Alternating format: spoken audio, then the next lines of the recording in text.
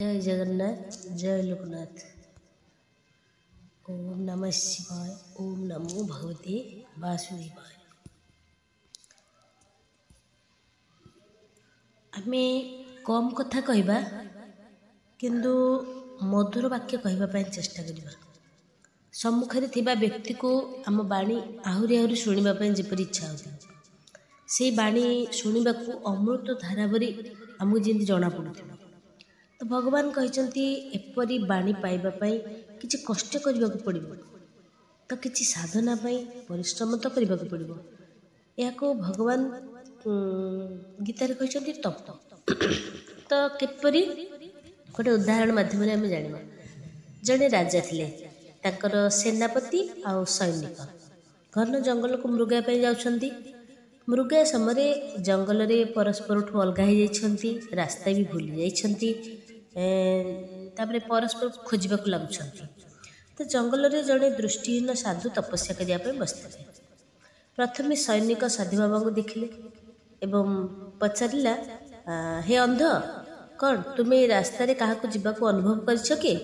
साधु उत्तर देले, नाई। किछि समय पर सेनापति पुणी आसले, पहुँचले। साधु को पचारे, साधु बाबा आपण कहा को एठारे जीवार अनुभव करछंती कि? साधु कहले, हाँ, जड़े सैनिक ही रास्ता रे जाइछंती। किछि समय पर स्वयं महाराज भी आसिक सेठी पहुँच गले।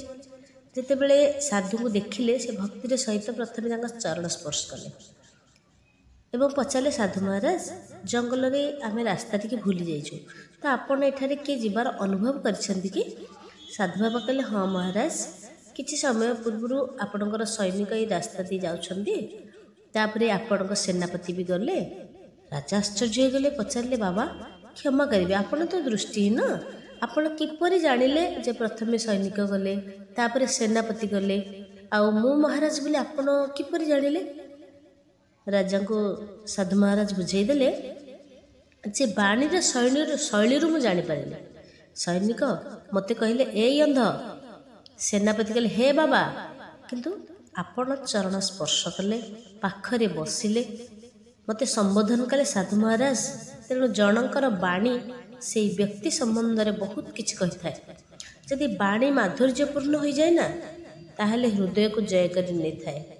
हेले बाणी बिगड़ी गले परिस्थिति युद्ध पर्यंत मध्य पलई जाए।